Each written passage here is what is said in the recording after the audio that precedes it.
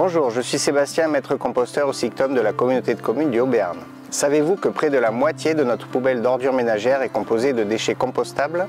Le compostage est le meilleur moyen de réduire nos déchets. Dans cette vidéo, je vais vous montrer comment réussir votre compost.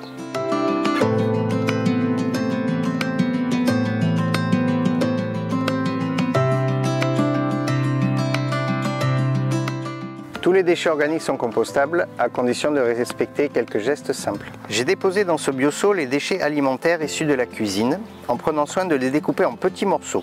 Plus les morceaux sont petits, plus ils se dégraderont rapidement. Ce sont tous les restes de préparation de repas comme les épluchures de fruits et légumes, y compris les agrumes. On peut aussi déposer les restes de repas, plats en sauce, laitage, viande, poisson, coquilles d'œufs, de noix, marc de café, etc. Tous les biodéchets peuvent être compostés. Il faut simplement bien enfouir, par exemple la viande, pour éviter les désagréments, notamment les odeurs. Évidemment, si je verse le contenu de mon bioseau sans rien faire d'autre, le compostage ne sera pas efficace et il y aura forcément des mauvaises odeurs et la présence de moucherons, ce qui peut vite décourager.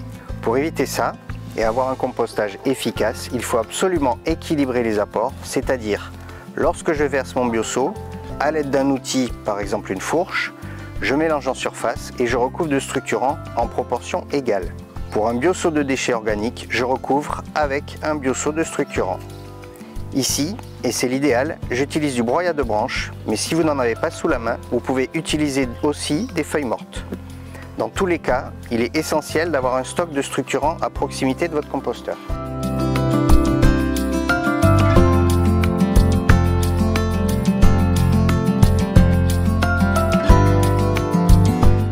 Le structurant, c'est par exemple du broyat de branches ou des feuilles mortes. Ce sont des matières riches en carbone. Le carbone tient un rôle indispensable dans la réussite du compost parce qu'il permet une bonne oxygénation, il est nécessaire à l'activité bactérienne et il assure l'équilibre azote-carbone comme dans la litière de la forêt. On peut aussi déposer d'autres déchets comme le papier absorbant, les boîtes d'œufs, des sacs en craft, rouleaux de papier toilette, coton-tige, aujourd'hui la tige est en carton, des fleurs fanées, de la litière végétale d'animaux, mais il est important de mettre du broyat de branches.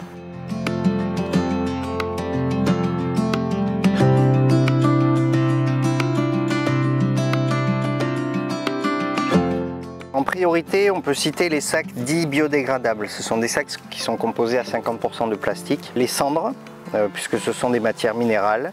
La tonte d'herbe, le chien-dent, parce que ce sont des plantes qui pourraient proliférer dans le jardin. Des branches non broyées, des coquilles d'huîtres, et d'une manière générale, tout ce qui n'est pas organique.